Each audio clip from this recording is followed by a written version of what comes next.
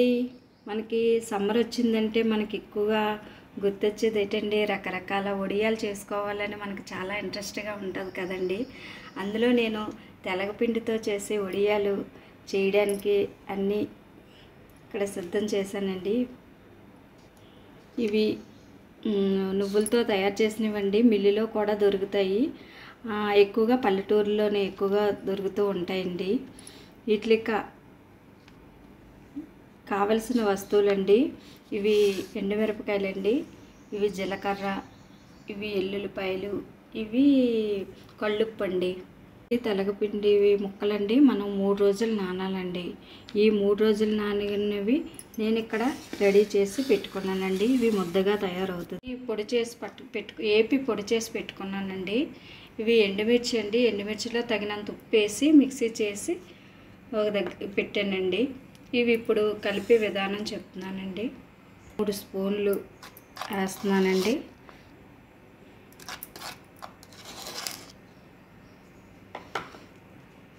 ఇది ఎండుమిర్చి అండి. ఎండుమిర్చి తగినంత ఉప్పు కలిపి చేసుకున్న పొడి అండి. ఇది ఒక 3 స్పూన్లు వేస్తున్నానండి. వేపక్కర్లేదండి. ఇది 3 స్పూన్లు వేస్తున్నానండి.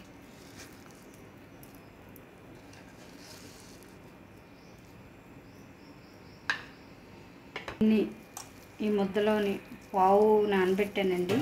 ఈ పావు నానబెట్టిన దాంట్లో ఇవన్నీ కలిపి పొడియాలకి ముద్దగా తయారు చేస్తున్నానండి. ఇది చాలా హెల్త్కి కూడా చాలా ఎంతో మంచిదండి. మనకి పెరుగన్నంలోనైనా ఒక అన్నంలోనైనా చాలా బాగుంటుందండి తినడానికి. ఎండాకాలం మనం తయారు చేసుకొని పెట్టుకున్నాం అనుకోండి, ఎండాకాలంలోనైనా తినొచ్చు, చలికాలంలోనైనా తినొచ్చు, వర్షాకాలంలోనైనా తినొచ్చు. మనకి ఎప్పుడు వీలైతే అప్పుడు తినడానికి ఇది రెడీ చేసి పెట్టుకుందామండి. ఇవన్నీ బాగా కలిసేటట్టుగా చూసుకొని కలుపుకొని అన్నీ బాగా కలుపుకొని ముద్ద రెడీగా చేసుకొని రెడీ చేసి పెట్టుకోవాలి.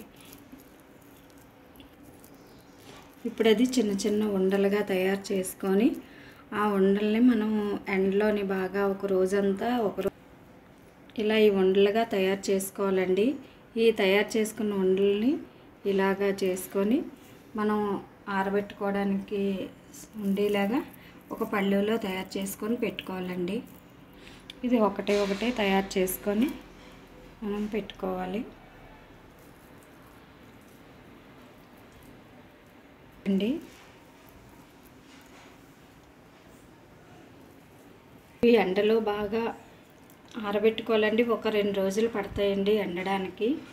ఎండిపోయిన తర్వాత తీసి మనం ఇవి ఎండలో 2 రోజులు ఎండబెట్టిన తర్వాత ఇవి బాగా ఎండిన తర్వాత చాలా గట్టిపడతాయండి. గట్టిపడినవి మనము పెరుగన్నంలోని తినొచ్చండి. చాలా బాగుంటాయండి, చాలా రుచిగా ఉంటాయండి.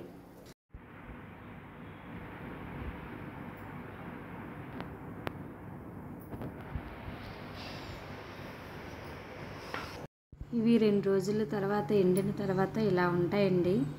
ఇవి మనం పెరుగన్నంలోకి మనం ఏదైనా అన్నం అది తినేటప్పుడు మనం కావాలనుకున్నప్పుడు తినడానికి కూడా చాలా చాలా బాగుంటాయండి.